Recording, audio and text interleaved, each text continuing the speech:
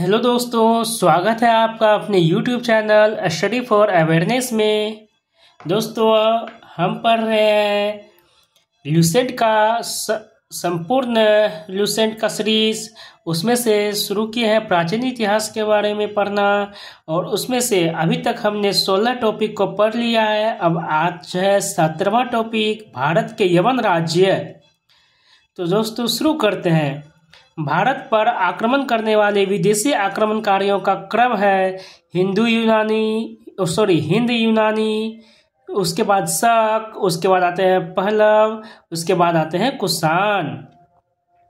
Seleucus के द्वारा स्थापित पश्चिमी तथा मध्य एशिया के विशाल साम्राज्य को इसके उत्तराधिकारी एंटियोकस प्रथम ने अक्षुण्ण बनाए रखा। एंटियोकस द्वितीय के शासनकाल में विद्रोह के फलस्वरूप उसके अनेक प्रांत स्वतंत्र हो गए। बैक्ट्रिया के विद्रोह का नेतृत्व डियोडोटस प्रथम ने किया था। बैक्ट्रिया के विद्रोह का नेतृत्व किसने किया था? डियोडोटस प्रथम ने किया था। बैक्ट्रिया पर डियोडोटस प्रथम के साथ इन राजाओं ने क्रमशः शासन किया। डियोडोटस द्वितीय, उसके बाद यूथिडेमस, उसके बाद डेमिट्रियस, उसके बाद उसके बाद मिनांडर, यूक्रेटाइडस, एंटीअलाकिड्स तथा हर्मिकस। भारत पर सबसे पहले आक्रमण बैक्ट्रिया के शासक डेमिट्रियस ने किया था। भारत पर सबसे पहले आक्रमण बैक्ट्रिया के शासक डेमिट्रियस ने किया था। इसने 190 ईसा पूर्व में भारत पर आक्रमण कर अफगानिस्तान, पंजाब एवं सिंध के बहुत बड़े भाग पर अधिकार कर लिया। इसने शासक को अपनी राजधानी बनाई, साकल को, है ना। डेमिट्रियस ने साकल को अपनी राजधानी बनाई। इसे ही हिंद यूनानी या बैक्ट्रियाई यूनानी कहा गया। हिंद यूनानी शासकों में सबसे अधिक विख्यात मिनांदर, जो कि 165 से लेके 145 ईसा पूर्व वही हुआ। इसकी राजधानी साकल शिक्षा का प्रमुख केंद्र था। मिनांदर ने नागसेन यानी कि नागार्जुन से बौद्ध धर्म की दीक्षा ली। मिनांदर के प्रश्न एवं नागसेन द्वारा किए गए उत्तर एक पुस्तक के रूप में संग्रहित है, जिसका नाम है मिलिंद पनोह अर्थात मिलिंद के प्रश्न या मिलिंद प्रश्न है। हिंद यूनानी भारत के पहले शासक हुए जिनके जारी किए गए सिक्कों के बारे में निश्चित रूप से कहा जा सकता है कि सिक्के किन किन राजाओं के हैं। भारत में सबसे पहले हिंद यूनानियों ने ही सोने के सिक्के जारी किए। हिंद यूनानी शासकों ने भारत के पश्चिमोत्तर सीमा प्रांत में यूनान की प्राचीन कला चलाई, जिसे हेलेनिस्टिक आर्ट कहते हैं। भारत में गांधार कला इसका उत्तम उदाहरण है। नोट: यूनानियों ने पर्दे का प्रचलन आरंभ कर भारतीय नाट्य कला के विकास में योगदान किया। चूंकि पर्दा यूनानियों की देन था, इसलिए वह यवनिका के नाम से प्रसिद्ध हुआ। तो दोस्तों, इस तरह से हमारा 17वां टॉपिक भारत के यवन राज्य के बारे में जो था समाप्त हुआ। अब आगे हम पढ़ेंगे इसी वीडियो में 18वां टॉपिक शक के बारे में। तो चलिए शुरू करते हैं। यूनानियों के बाद शक आए।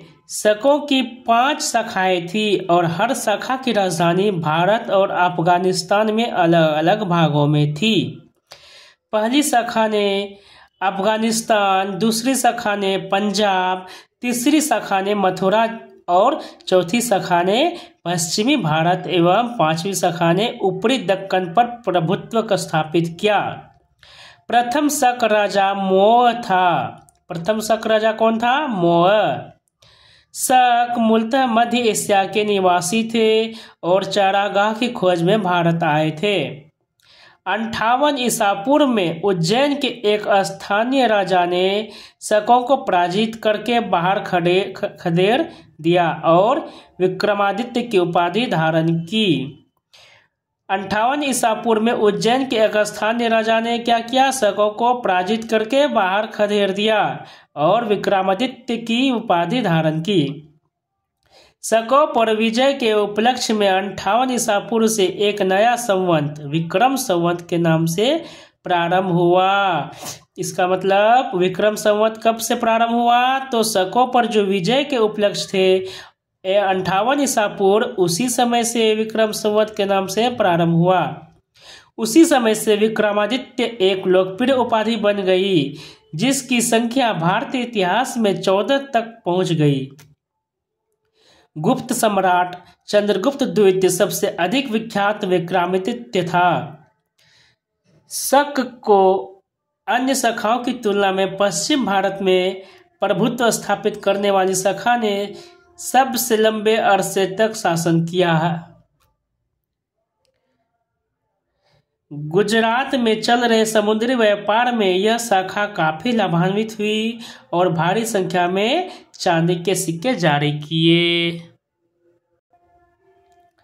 शकों का सबसे प्रतापी शासक रुद्रदामन प्रथम था। शकों का सबसे प्रतापी शासक कौन था? रुद्रदामन प्रथम था, जिसका शासन 130 से लेकर 150 ईस्वी तक चला। वह गुजरात के बड़े भाग पर था।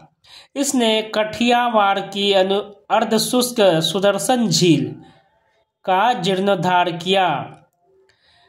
रुद्रदामन संस्कृत का बड़ा प्रेमी था। उसने ही सबसे पहले विशुद्ध संस्कृत भाषा में लंबा अभिलेख जारी किया, जो कि गिरनार का अभिलेख कहा गया है। इसके पहले के सभी अभिलेख प्राकृत भाषा में रचित थी, लेकिन रुद्रदामन ने संस्कृत भाषा में अभिलेख जारी किया। कहाँ पर? तो गिरनार अभिलेख। भारत में शक राजा अपने को क्षत्रप कहते थे। चलिए, पार्थियाई या पहलव, पार्थियाई या पहलव, इनके बारे में थोड़ी सी जानकारी पढ़ लेते हैं। पश्चिमोत्तर भारत में शकों के आधिपत्य के बाद पार्थियाई लोगों का आधिपत्य हुआ। सबसे प्रसिद्ध पार्थियाई राजा गोंडोफर्निस है ना, गोंडोफर्निस था। इसी के शासनकाल में सेंट थॉमस ईसाई धर्म का प्रचार करने के लिए भारत आया था। नोट: पार्थियाई लोगों का मूल स्थान ईरान में था। सेंट थॉमस जो थे ईसाई धर्म का प्रचार करने के लिए भारत आए थे। किसके समय में? गोंडोफर्निस के समय में।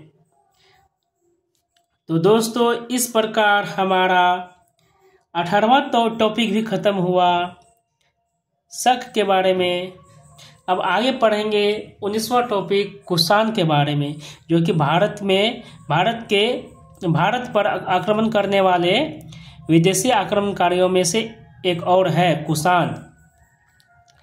पहलव के बाद कुषाण आए, जो यूची एवं तोखरी भी कहलाते थे। कुषाण यूची एवं तोखरी भी कहलाते थे। तोखरी कौन थे? तो कुषाण थे। यूची कौन थे? तो भी कुषाण ही थे। यूची नामक एक कबीला 5 कुलों में बट गया था। उन्हीं में से एक कुल के थे कुषाण। कुषाण वंश के संस्थापक कुजुल कडफिसेस था। कुषाण वंश के संस्थापक कौन थे? कुजुल कडफिसेस। इस वंश का सबसे प्रतापी राजा कनिष्क था। कनिष्क किस वंश का राजा था? तो कुषाण वंश का राजा था। इसकी राजधानी पुरुषपुर या पेशावर थी। कुषाणों की द्वितीय राजधानी मथुरा भी थी। कनिष्क ने 78 ईस्वी में एक संवत चलाया, जो शक संवत कहलाया, है ना। शक ने एक संवत चलाया था जो विक्रम संवत कहलाया।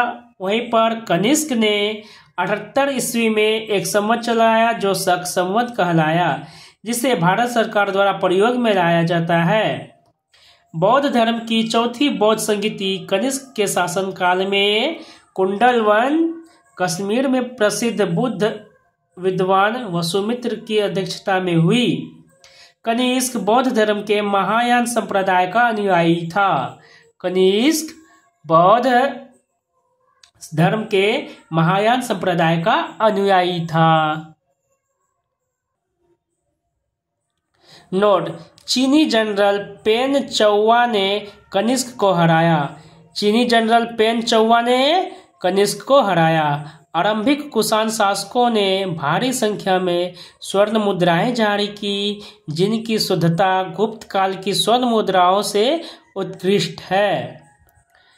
नोट: कुषाणों ने सोने के सर्वाधिक शुद्ध सिक्के जारी किए।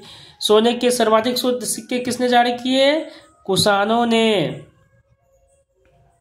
कुषाणों ने उत्तरी तथा उत्तरी पश्चिमी भारत में सर्वाधिक संख्या में तांबे के सिक्कों को जारी किया था।